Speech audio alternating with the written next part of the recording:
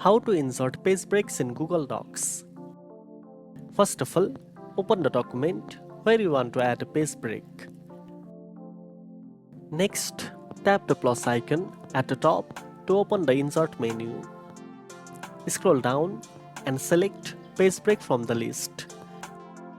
This will immediately move the content after your cursor to the next page, creating a clear break between sections. You can add page breaks anywhere in your document to improve formatting and control how your text flows across pages. This is especially useful when starting new chapters, sections, or separating content clearly. And that's it.